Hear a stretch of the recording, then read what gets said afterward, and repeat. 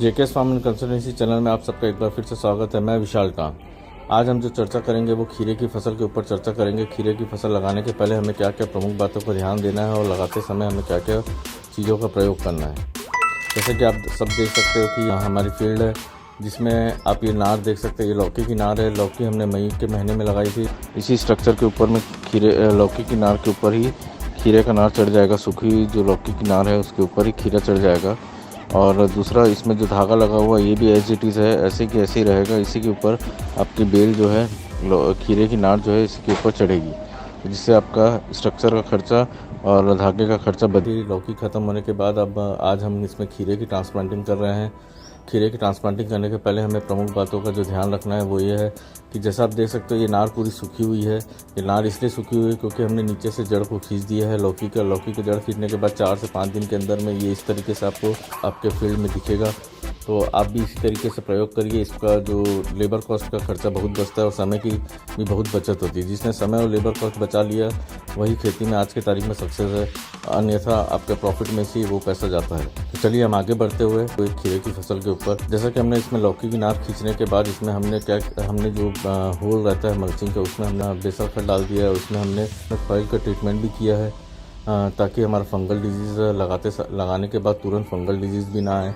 क्योंकि आप देखे होंगे कि जब भी हम लगाते हैं कोई भी फसल या तो वहाँ से गलने लग जाता है या तो फिर वहाँ कीड़ा खा के चला जाता है।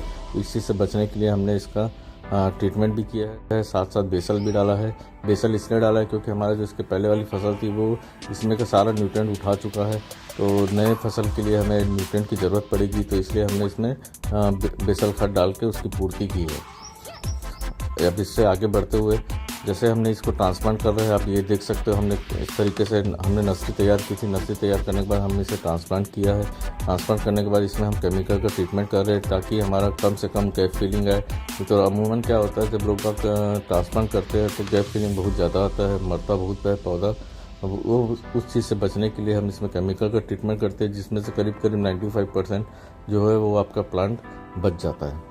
तो आप भी इसी तरीके से ट्रीटमेंट करके और सही तरीके से आप लगाए। नीचे में हमने वीडीसाइड मार दिया है ताकि हमारा कचरा जो है वो भी हावी ना हो और समय रहते हुए कचरा जो है पूरा मर जाएगा। जैसे जैसे हमारी फसल बड़ी होगी ये कचरा जो है पूरा साफ़ हो जाएगा ऑटोमेटिकली। तो आप भी वीडीसाइड का प्रयोग कर ले लगाने के पहले, ताकि लगाने के बाद आपका वीडीसाइड के कारण कोई भी डैमेज प्लांट के ऊपर ना हो। और कोई अन्य जानकारी चाहिए फर्टिगेशन या दवाई के बारे में तो हमारा नीचे में कॉन्टैक्ट नंबर दिया हुआ है, आप हमारी टीम से बात कर सकते हैं। वो आपका संपर्क हमसे करा देंगे और आगे का जो भी आपको सवाल होंगे या कोई भी क्वेरी होगी तो उसका जवाब आपको समय पे मिल जाएगा। तो धन्यवाद आज के लिए। आगे हम वीडियो बनाते रहेंगे खीरे की फसल के ऊपर। इसके आगे किस तरीके से हमें खीरे में और काम करना है और कैसे हम इसके नार को चढ़ाते हैं, किस तरीके से दवाई मारते हैं और किस तरीके से इसका मैनेजमेंट करते हैं। तो आज के लिए इतना ही। धन्यवाद।